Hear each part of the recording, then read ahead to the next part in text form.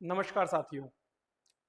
RS परीक्षा के मुख्य परीक्षा के 800 अंक के पेपर में से जो सर्वाधिक अंक वाला टॉपिक है वो है निबंध लेखन।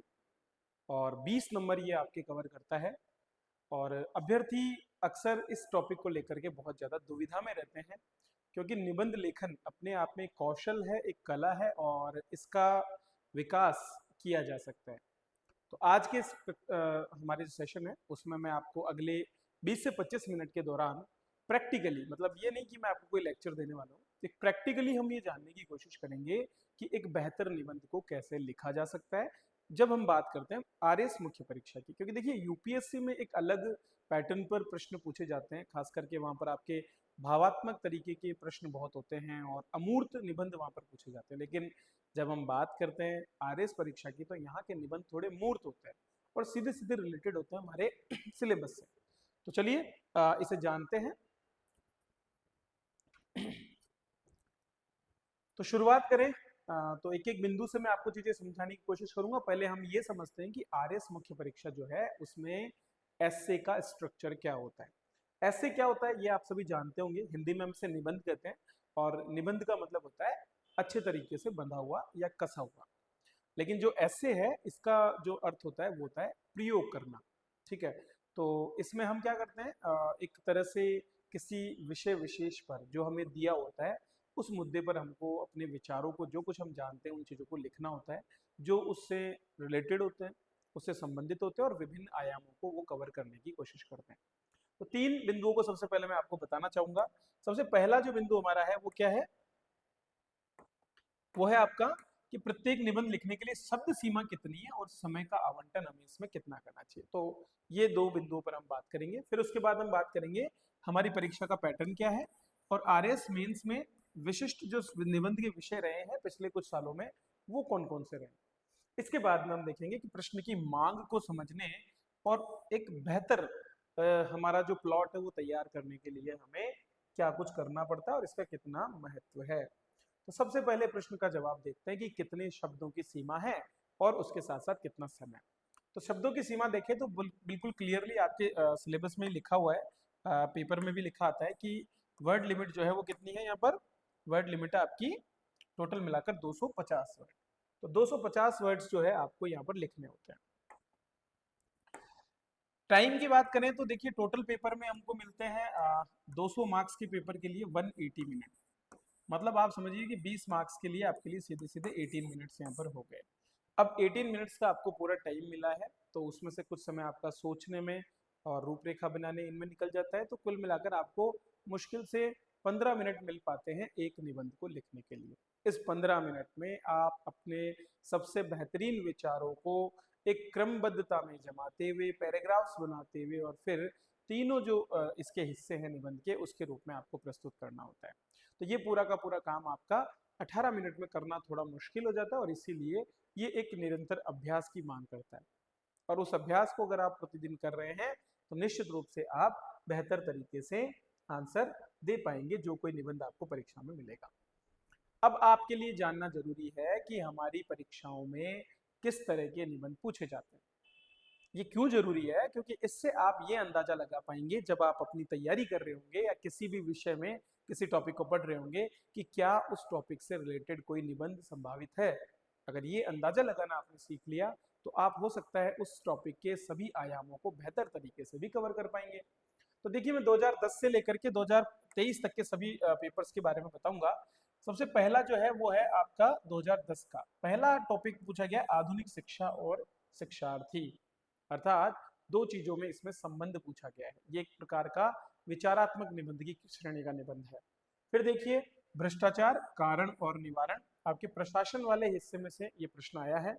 नेक्स्ट प्रश्न आपका पर्यावरण संरक्षण और दशा और दिशा, मतलब क्या स्थिति है पर्यावरण संरक्षण की और आने वाले समय में किधर जाने वाला है, ये सारी चीजें आपको बतानी थी।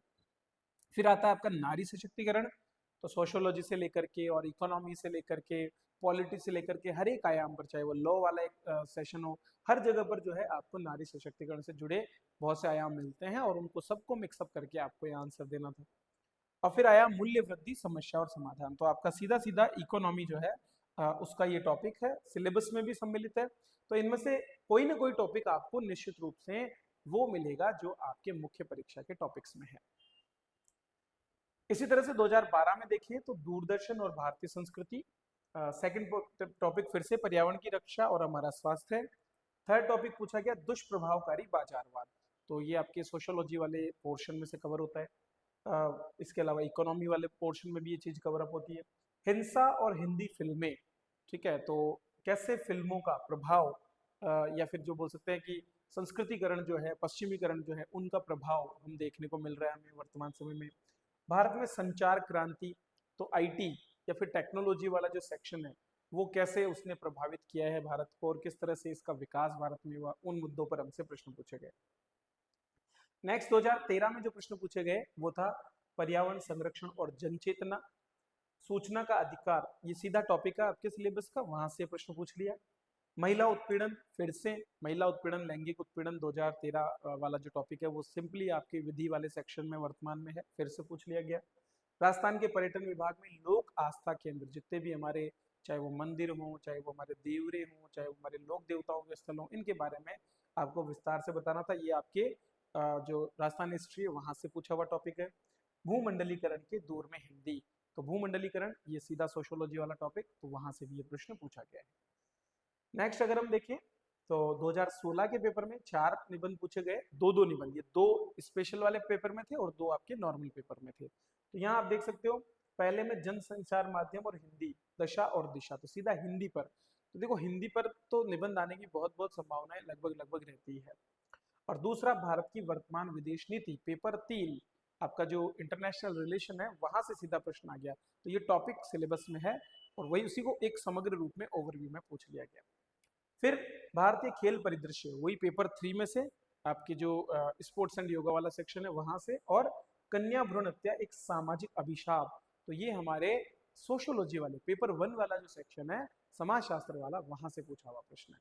तो कहीं ना कहीं हर एक प्रश्न रिलेट कर रहा है आपके सिलेबस से। 2018 में देखिए राजस्थान में पर्यटन विकास के नए आयाम, पेपर 1 में सेक्शन 1 राजस्थान हिस्ट्री से ये प्रश्न आया। इलेक्ट्रॉनिक मीडिया और समाज, ये आपके पेपर 2 जो साइंस एंड टेक्नोलॉजी है वहां से भी हम इसको देख सकते हैं, ठीक है। भारतीय न्यायपालिका की सक्रियता, उपादेयता और संभावनाएं, ये पेपर 3 में से पूछा गया। तो मतलब पेपर 1, 2 और 3 तीनों में से एक एक पोर्शन जो है दिया गया है। तो अगर आपका कोई सा भी सेक्शन बहुत अच्छे तरीके से मजबूत है तो आप आसानी से सेलेक्ट करके वो लिख सकते हैं। फिर से देखिए स्पेसिफिक ऐसे जो 2021 में पूछे गए, पहले में राजस्थान का सांस्कृतिक गौरव, फिर से पेपर 1 को इसमें कवर किया गया है। सोशल मीडिया बनाम निजता, ये फिर पेपर 2 और पेपर 3 दोनों में से ही जो है कवर्ड टॉपिक है, चाहे वो साइंस हो या पॉलिटी वाला सेक्शन हो। और फिर प्राथमिक शिक्षा में मातृभाषा का प्रयोग, ये आपके पेपर 1 में ही जो इंडियन इकोनॉमी वाला सेक्शन है वहां पर भारतीय शिक्षा नीति में जो राष्ट्रीय शिक्षा नीति है उसके बारे में सीधा सीधा प्रश्न यहाँ से कवर अप हुआ है। अब बात करें 2023, तो 2023 में वही राजस्थान में खनिज शब्द संपदा, पेपर 1 में से पूछा गया सीधा सिंपल, सॉरी पेपर 2 में से जो आपका ज्योग्राफी वाला सेक्शन है वहां से। फिर राष्ट्रीय शिक्षा नीति में कौशल विकास, तो इंडियन इकोनॉमी जो है वहां पर राष्ट्रीय शिक्षा नीति वाला टॉपिक दिया हुआ है, उसमें से फिर से प्रश्न आया। और प्रौद्योगिकी से मानव शक्ति का विस्थापन, तो ये भी आपका साइंस टेक्नोलॉजी वाला सेक्शन जो है जिसमें चाहे जितनी भी हमारी जो इमर्जिंग टेक्नोलॉजीज है उनकी वजह से कैसे चेंजेस हो रहे हैं, अब भूतकाल में कैसे और आने वाले समय में क्या परिवर्तन होंगे, उन सारी चीजों को अपने को कवर अप करना था। तो ये है वो सब्जेक्ट्स जो इम्पोर्टेंट हैं, जो आपको एक आइडिया देते हैं कि आपको किस तरह के प्रश्न अभी तक पूछे गए हैं और बाकी बचे हुए टॉपिक्स में से किस तरह के प्रश्न पूछे जाने की गुंजाइश यहाँ पर होती है। चलिए अब हम देखते हैं कि अच्छा निबंध हमको कैसे लिखना चाहिए, उसकी क्या विशेषताएं होती है। थोड़ा सा समय अगर आप देंगे और इन चीजों को सुनेंगे तो आप डेफिनेटली अपने अब की बार जो निबंध लिखेंगे उसमें कुछ बेहतर अंक जरूर प्राप्त कर पाएंगे। तो 3 महत्वपूर्ण आधार होते हैं यहाँ पर एक अच्छा निबंध लिखने की। पहला होता है कसावट, दूसरा होता है प्रभावशाली भाषा और तीसरा होता है विषयानुकूलता। ये तीनों टॉपिक अलग अलग डायमेंशंस पर हैं और ये तीनों मिलकर के किसी भी निबंध को एक बेहतरीन निबंध के रूप में परिवर्तित करने में महत्वपूर्ण भूमिका निभाते हैं। आइए एक एक करके इन तीनों बिंदुओं को समझते हैं। सबसे पहला जो बिंदु है वो है आपका कसावट। कसावट होती क्या है? देखिए दोस्तों, सिंपल सी बात है कि मान लीजिए हम कोई वाद्य यंत्र बजाते हैं, कोई वीणा बजाने वाला व्यक्ति है, तो वीणा बजाने वाला व्यक्ति जो वीणा के तार हैं उनको ना तो बहुत ज्यादा कसेगा और ना ही बहुत ज्यादा ढीला छोड़ेगा, क्योंकि अगर ढीला छोड़ दिया तो वो बेसुरा हो जाएगा, और अगर उसको बहुत ज्यादा टाइट कर दिया तो वो टूट जाएगा। आपको भी जब आप किसी भी भाषा में निबंध लिख रहे हो, तो निबंध लिखते समय आपके द्वारा जिन वाक्यों का निर्माण किया जाता है उन वाक्यों की भाषा सहज, बोधगम्य और क्रमबद्धता में होनी चाहिए। अर्थात जिन शब्दों का प्रयोग आप कर रहे हैं वो उस भाषा की व्याकरण की दृष्टि से भी शुद्ध होने चाहिए, और इसके साथ साथ उनका प्रयोग इस तरह का होना चाहिए जिससे कि भाव सही तरीके से समझ में भी आए और वो प्रभावशाली भी हो। उदाहरण के लिए आप ये देख सकते हैं दो सेंटेंस जिनमें एक ही बात को कहा गया है, लेकिन शब्दों का थोड़ा बहुत हेरफेर करने से कितना अर्थ का अनर्थ हो जाता है। पहली पंक्ति की, ज्ञानी मनुष्य सब प्राणियों को अपने अंदर और अपने आप को सब प्राणियों के अंदर देखता है। बोलने में सहज है और शब्द का अर्थ भी सीधा सीधा समझ में आ रहा है कि हम बात कर रहे हैं यहाँ पर एकात्म होने की, प्रत्येक प्राणी के साथ में। ठीक है। जबकि नीचे वाले में देखें तो ज्ञान वाला जीव, अब ज्ञान वाला जीव, तो कोई भी जीव ज्ञान वाला कौन हो सकता है? मनुष्य ही होगा। तो ज्ञान वाला जीव लिखना कहीं ना कहीं वो गलत अर्थ की तरफ चला जाता है। हर प्रकार के जीवों को अपने आप के भीतर और अपने को सभी जीवों के बीच में पाता है। देखो, अपने भीतर और बीच में दोनों का तारतम्य ही नहीं बैठ रहा। वहां पर आप देख रहे थे कि वहां पर तुकबंदी भी ठीक थी और शब्दों का अर्थ भी सही था। यहाँ पर अब अन सभी जीवों के बीच में पाता है, तो सभी जीवों के बीच में पाने का मतलब क्या है? उनका जैसा या उनके समान होना। लेकिन यहाँ पर उसका अर्थ दूसरा निकलता है कि वो अपने आप को ही उनमें अनुभव करता है। तो ये शब्दों का प्रयोग ही अपने आप में कसावट को दर्शाता है। इन पंक्तियों को देख करके आपको समझ में आ गया होगा कि कसावट से क्या तात्पर्य है या कसावट किस तरह से बेहतर की जा सकती है। तो आप जिन शब्दों का प्रयोग कर रहे हैं वो शब्द न केवल संबंधित जो भी विषय है उसके अनुकूल हो, बल्कि उसके साथ साथ उनका सही तरीके से प्रयोग किया गया हो, सही स्थान पर किया गया हो, और जो क्लिष्टता है भाषा की वो भी उसके अनुरूप ही रखी गई हो, जो मांग है। तो मांग के अनुरूप अगर आपने शब्दों का प्रयोग किया है और क्रमबद्धता का ध्यान रखते हुए और एक दूसरे से जोड़ते हुए किया है, तो फिर निश्चित रूप से आपका जो निबंध है वो कसावट युक्त निबंध कहलाएगा। इसके बाद जो दूसरा हमारा बिंदु आता है वो है आपका यहाँ पर प्रभावशाली भाषा। आपकी भाषा भी बहुत प्रभावशाली होनी चाहिए। आप जब भी वाक्य लिखते हैं और वाक्यों को अनुच्छेद में रखते हैं तो उनमें एक लगातार तारतम्य होना चाहिए। ऐसा न हो कि जो पंक्ति बाद में आनी है उसको हमने पहले लिख दिया और जो पंक्ति पहले लिखी जानी थी उसको हमने बाद में लिखा। क्रमबद्धता होना बहुत जरूरी है। आपको शर्ट की जगह शर्ट ही पहनना पड़ेगा, पैंट की जगह पैंट ही पहनना पड़ेगा। अगर आप इसका उल्टा या विपरीत करते हैं तो निश्चित रूप से वो मूर्खता की एक निशानी होती है। तो जब कोई भी एग्जामिनर जो कि एक अच्छी श्रेणी का या अच्छा पढ़ा लिखा और अपने विषय का पारंगत व्यक्ति है, वो जब आपकी कॉपी को चेक कर रहा होता है तो वो यही देखता है कि आपका भाषा कौशल कैसा है। और भाषा कौशल का विकास कोई एक दिन में होने वाला काम नहीं है, ये दीर्घ काल तक चलने वाली प्रक्रिया है, निरंतर चलने वाली प्रक्रिया है, जिसके लिए काफी अधिक मेहनत की भी आवश्यकता होती है। तो आपको अपने जो भी निबंध आप लिख रहे हैं उसमें शब्दों को, वाक्यों को और अनुच्छेदों को एक विशेष क्रम में जमाना होता है, और ये जमाना ही आपके निबंध को बेहतरीन आयाम प्रदान करता है, बेहतरीन रूप प्रदान करता है। नेक्स्ट अगर हम देखें तो बात आती है प्रभावशाली भाषा में हम किन चीजों को समाहित कर रहे हैं हमारा निबंध लिखते समय। कई बार आपने देखा होगा कि जो भी चीज हम दे रहे हैं, उदाहरण या दृष्टांत या सुक्ति, वो उससे रिलेटेड है या नहीं है, इसका भी बहुत महत्व है। अगर आप बिना रिलेशन के बेसिर पैर चीजों को कहीं पर भी डालने की, भले ही वो कितनी भी ज्ञान वाली हो, अगर वो अनुकूल नहीं है, संबंधित नहीं है और उसको हम रखते हैं, और फिर दूसरी बात, क्या उस जगह जहां पर हम उसको अप्लाई करने जा रहे हैं उस जगह उसकी डिमांड है? अगर उसकी डिमांड है तब हमें उसे रखना चाहिए, अगर उसकी डिमांड नहीं है तो फिर हमें बचना चाहिए कि हम ऐसे किसी भी पंक्ति को वहां पर ना लिखें। फिर अब ये डेवलप कैसे हो कि हम सर उदाहरण, दृष्टांत, सुक्तियां, तो भैया इसके लिए करनी पड़ेगी आपको बहुत सारी मेहनत, बहुत सारा अभ्यास, मुहावरे, लोकोक्ति, ये आप पढ़ते हैं, तो पढ़ते समय आप इनमें से कोशिश करें कि हम इसे वर्गीकृत कर सके किसी न किसी क्रम में। तो हम जब भी इन चीजों का याद करें, क्योंकि आपके सिलेबस का पार्ट है, हिंदी के अंदर आपको मुहावरे लोकोक्ति याद करने होते हैं, उनको याद करते समय आप उनको जो है, जैसे कि मान लीजिए किसी विद्वान के बारे में आप लिख रहे हैं, ठीक है, जैसे कि हम बात कर रहे हैं एपीजे अब्दुल कलाम पर, या मिसाइल मैन के बारे में आपको निबंध लिखना है, तो आगे आप होनहार विद्वान के होत चिकने पात।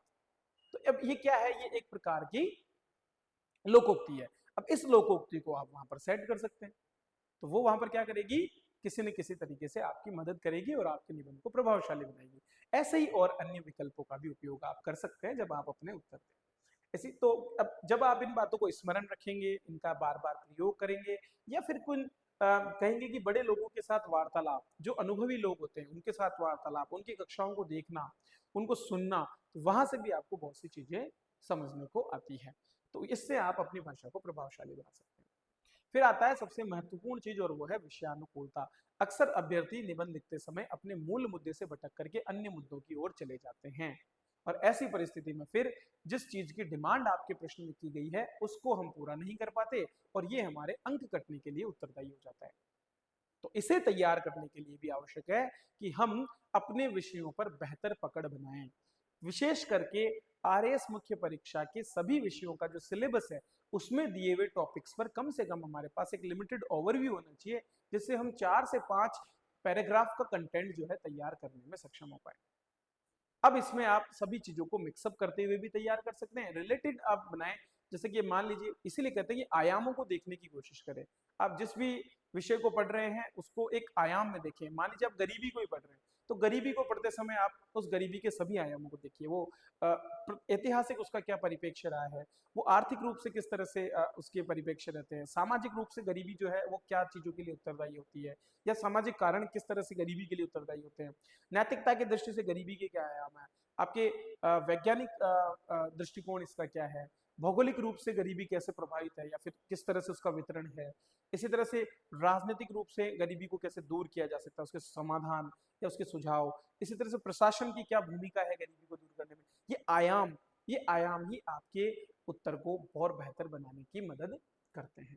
ठीक है, तो जैसे मैंने उदाहरण भी दिया है कि सरल और सरस विषय पर लिखे गए निबंध की भाषा को आपको सरल रखना है, ठीक है, और गंभीर और साहित्यिक निबंध में आपको और क्लिष्ट भाषा उपयोग करनी है। तो मान लीजिए आपको बहुत सिंपल सा कि जम्मू कश्मीर की मेरी यात्रा, इस पर कोई निबंध पूछ लिया, तो उसमें आपको बहुत ज्यादा क्लिष्ट शब्दों की आवश्यकता नहीं है, ठीक है। लेकिन अगर वही निबंध आपको किसी विषय विशेष पर पूछा गया है, तो वहां पर न केवल उससे जुड़े तथ्य बल्कि उसके साथ साथ भाषा पर पकड़ भी होना आपकी जरूरी हो जाती है।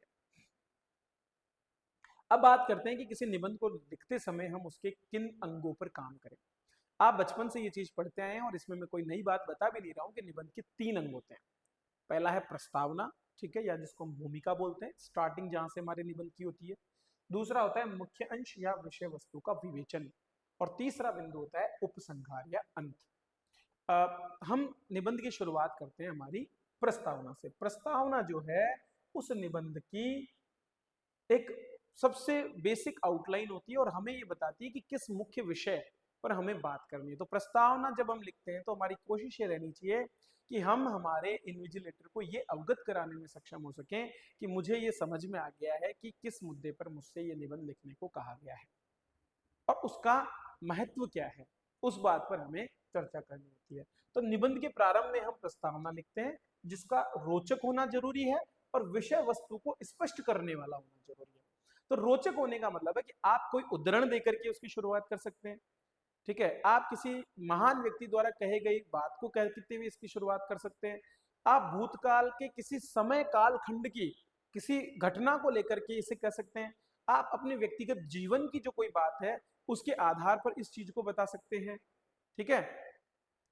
तो यहां से आप जैसे मान लीजिए भ्रष्टाचार पर आप कोई निबंध लिख रहे हैं, तो भ्रष्टाचार पर निबंध लिखते समय आपको आप तो हो सकता है कि कोई एक ऐसा उदाहरण या कोई ऐसा कोड दे दें जो कि आम रूप से व्याप्त भ्रष्टाचार की ओर इशारा करता हो, या फिर आप किसी संस्था के द्वारा जारी की गई ऐसी किसी रिपोर्ट के उद्धरण को ले सकते हैं जो भ्रष्टाचार के बारे में भारत की स्थिति को बयान करती हो, ठीक है। या फिर आप जो है किसी महान ग्रंथ में दिए गए नैतिक मूल्यों में भ्रष्टाचार का क्या वर्णन है या उसके बारे में किस तरह का वक्तव्य कहा गया है, उसके साथ में अपने उत्तर की शुरुआत कर सकते हैं। या फिर आप जो है भ्रष्टाचार को समझाते हुए कि भ्रष्ट आचरण में क्या क्या सम्मिलित है, वहां से आप अपने निबंध को शुरुआत कर सकते हैं। ये सभी अलग अलग है और प्रश्न की डिमांड के हिसाब से आपको ये लिखना होता है। अब आप अगर उस डिमांड को समझ पाते हैं तो आपका बनाई हुई प्रस्तावना उसी प्रकार से बेहतर होगी। तो इसमें सबसे पहली चीज तो आपको ये देखना है कि आप जब भी अपना प्रस्तावना लिखें तो वो काम जो है वो पूरी तरह से एक विषय वस्तु से संबंधित हो और उसके साथ साथ प्रश्न की डिमांड के अनुरूप भी हो।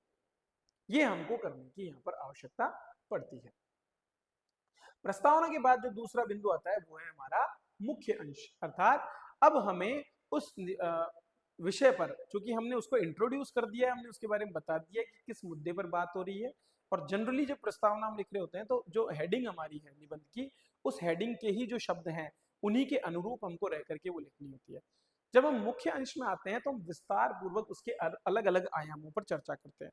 यदि ये किसी प्रकार की कोई समस्या है तो इसके कारण और उसके वर्तमान स्थिति और निवारण पर हमें बात करनी होती है। ठीक है, ये यदि हमारी किसी कल्पनाशीलता से संबंधित है तो उस कल्पनाशीलता में हम पिछली स्थितियों को बताते हुए आने वाले समय में हम किस प्रकार से उस पर सोच करके नए नवाचार कर सकते हैं उसको हमें दर्शाने की कोशिश करनी होती है। ठीक है, ये सारा हमको देखना पड़ता है। तो निबंध में हम उस सामग्री को लगभग 4 या 5 पैराग्राफ्स में डिवाइड कर देते हैं जो इक्वली डिस्ट्रीब्यूटेड होते हैं और क्रमबद्ध होते हैं, मतलब एक के बाद एक उसमें चीजों को जमाया जाता है। ऐसा नहीं कि आप पहले प्रभाव बताकर फिर कारण बता रहे हैं, ये चीजें आप नहीं कर सकते। पहले आपको कारण ही बताने होंगे और उसके बाद अगले पैराग्राफ में आप उसके प्रभाव ही बताने, आपको उसके प्रभाव बताने पड़ेंगे। ये हमको देखना पड़ेगा। प्रत्येक मुख्य विचार के लिए हमको एक अनुच्छेद बनाना होता है और इन अनुच्छेदों को एक दूसरे से जोड़ते हुए आगे बढ़ना होता है। हम अभी एक उदाहरण से भी देखेंगे कि किस तरह से हम ये कर सकते हैं। फिर आता है अंत में उपसंहार। उपसंहार जो है या तो भविष्यगामी किसी बात को हमें दर्शाता है कि भाई इस पूरी मुद्दे पर जब हमने चर्चा की तो इस मुद्दे में हम और बेहतर सुधार कैसे कर सकते हैं, या फिर इस मुद्दे का निष्कर्ष हमने क्या निकाला जिस भी मुद्दे पर हमने बातचीत की। तो समस्या मूलक जितनी भी चीजें होती है उनमें तो हम समाधान देते हुए निकले तो वो ज्यादा बेहतर होता है।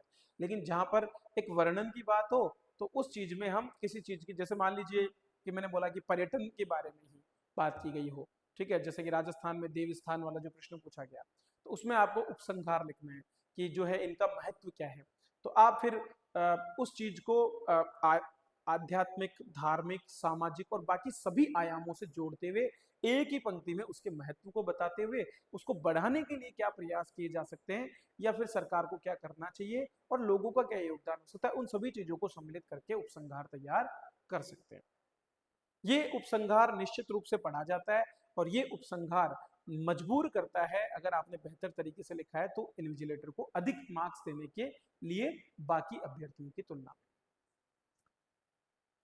अब बात आती है रूपरेखा की। क्योंकि दोस्तों हमको 18 मिनट में अपने उत्तर को देना है, 18 मिनट में हमको अपने निबंध का आंसर देना है, तो ऐसी परिस्थिति में हमें शुरुआती 1 या 2 मिनट में अपने उत्तर की रूपरेखा तैयार कर लेनी है। क्योंकि होता क्या है कि जब आप परीक्षा कक्ष में होते हैं तो वहां पर हमारे पास कोई पहले से रूपरेखा नहीं है, तो हमें क्या करना पड़ेगा, बैठ करके एक बार आउटलाइन पहले ही तैयार करनी होगी कि मैं अपने इस निबंध को किन किन बिंदुओं के इर्द गिर्द रखने वाला हूं। तो अगर वो 4-5 बिंदु अगर आप बना लेंगे, प्रस्तावना, मुख्य अंश और इसके साथ में उपसंहार, अगर इनकी पहले से आपने बना लिया तो उससे इजी हो जाएगा कि सोचते समय आप उस बिंदु से भटकेंगे नहीं। और अगर आप भटकेंगे नहीं तो आपका जो निबंध है वो विषय वस्तु की अनुरूपता में रहेगा, वो जो है डाइवर्ट नहीं होगा और ऐसे में आप मार्क्स अपने बचा पाएंगे। ठीक है, तो ये हमें, चूंकि चुनाव का समय नहीं होता इसलिए हमको निबंध ऐसा लिखना चाहिए। अब इसमें एक लाभ आप क्या ले सकते हैं कि आप जो है पेपर को देखकर सबसे पहले ही टॉपिक को देख ले कि कौन कौन से टॉपिक्स हैं, भले ही आप निबंध सबसे लास्ट में लिखें। इसके बाद जब आप पेपर देंगे तो हो सकता है पेपर को लिखते समय उस पेपर में से ही कुछ लाइनें आपको ऐसी मिल जाए, उनको आप तुरंत पीछे नोट करते जा सकते हैं अपने तीनों अंशों के अंदर। तो यहां से आप डाइवर्सिफाई कर पाएंगे अपने उत्तर को और आप बेहतर निबंध को लिख पाएंगे। ठीक है, अब चलिए, अब एक मैं यहाँ रूपरेखा आपको दिखा रहा हूँ। जैसे हमने आधुनिक शिक्षा प्रणाली करके हमने देखा शुरुआत में, आधुनिक शिक्षा प्रणाली और विद्यार्थी, इसके बारे में हमने देखा। तो सबसे पहले हम प्रस्तावना में जीवन में शिक्षा के महत्व को ही दर्शा सकते हैं कि शिक्षा का महत्व क्या है, क्यों शिक्षा आवश्यक है। ठीक है। इसके बाद में जब हम मुख्य अंश की बात कर रहे हो तो आधुनिक शिक्षा पद्धति को दर्शाने से पहले हम थोड़ा सा भूतपूर्व में, मतलब भारत में प्रचलित पुरातन शिक्षा पद्धति, उसके बाद में ब्रिटिश शिक्षा पद्धति और स्वतंत्रता के बाद में देश में अपनाई गई नई शिक्षा पद्धति पर हम चर्चा कर सकते हैं। ठीक है। इसके गुण और दोष कि कैसे ये शिक्षा पद्धति जो है आधुनिक शिक्षा पद्धति जैसे नवाचारों को बढ़ावा देने वाली है, छात्रों पर केंद्रित होती है, प्रशिक्षण पर जोर है, कौशल विकास पर जोर दिया गया है, लोगों को जो है शिक्षा के ज्ञान के साथ साथ रोजगार के अवसर और बेहतर नागरिक बनाने में, इन सब में कैसे महत्वपूर्ण है वो सारी चीजें। और फिर उसके बाद उसके दोष जैसे कि भाई आधुनिक शिक्षा पद्धति किस तरह से खर्चीली होती जा रही है, या फिर इसमें कैसे रटने पर जोर दिया जा रहा है, इस तरह के मुद्दों को हम एक पैराग्राफ में कवर अप कर सकते हैं। फिर उसके बाद में समाज के सभी शिक्षा वर्गों के लिए शिक्षा का समान अवसर, अर्थात आधुनिक शिक्षा पद्धति में जो ये असमानता का भाव हमको देखने को मिल रहा है कि कुछ लोगों को जहां बेहतर तरीके से शिक्षा मिल पा रही है वहीं एक बड़ा वर्ग इससे वंचित होता जा रहा है। तो ये सारी चीजें हम उसमें कवर अप करते हुए जा सकते हैं। नवीन शिक्षा पद्धति में क्या प्रावधान उसके संबंधित रखे गए हैं और कैसे बदलाव किए गए हैं उस चीज पर हम बात कर सकते हैं। और व्यक्तित्व के समन्वित विकास, मतलब हमारे व्यक्तित्व में चाहे वो बात हो आपके ज्ञान की, चाहे वो बात हो कौशल की, चाहे वो बात हो नैतिकता की, इन सभी बिंदुओं को कैसे समाहित किया गया है, उन सब चीजों पर बात हम इसमें कर सकते हैं। इस तरह से हम अपने मुख्य अंश में 4-5 पैराग्राफ ले सकते हैं। फिर बात आती है उपसंहार। उपसंहार में हम ये बता सकते हैं कि कैसे महत्व बता सकते हैं आधुनिक शिक्षा का, कि कैसे आधुनिक शिक्षा सामाजिक, आर्थिक और चारित्रिक विकास में साधक हो सकता है, और उसको बेहतर बनाने के लिए हम और क्या क्या उपाय कर सकते हैं, या सरकार को क्या किया जाना चाहिए, ठीक है, या समाज की और बाकी लोगों की क्या क्या भूमिका, या सब मिलकर के कैसे काम करें, इन सब चीजों पर हम लिख सकते हैं। तो यहाँ से हमारा उपसंहार खत्म हो सकता है। तो ये रूपरेखा पहले बन जाए अगर, तो फिर उत्तर लिखते समय हम उसको विस्तारित करके बेहतर उत्तर दे सकते हैं। अब देखिए एक और, जैसे हम मान लीजिए हमारा एक टॉपिक था राष्ट्रीय शिक्षा नीति और कौशल विकास, जो पिछली बार पूछा गया था, नीति व कौशल विकास। अब मान लीजिए हमको इस पे लिखना है, तो आप क्या कर सकते हैं, मान लीजिए आपको इसमें प्रस्तावना बनानी है। प्रस्तावना बनाने के लिए आपको सबसे पहले या तो शिक्षा या फिर कौशल, इन दोनों को समझाते हुए इनके बीच में रिलेशन जोड़ना होगा, या फिर आप किसी उदाहरण से शुरू कर सकते हैं। जैसे कि आप कह सकते हैं कि राष्ट्रीय कौशल विकास कार्यक्रम की शुरुआत करते समय भारतीय प्रधानमंत्री ने जोर देते हुए कहा था कि यदि भारत को एक विकसित राष्ट्र बनना है तो भारत की एक युवा आबादी या जनसांख्यिकी लाभांश वाली जो स्थिति है उसको कौशल युक्त करने की बहुत आवश्यकता है। ठीक है, ये चीज आप कह सकते हैं।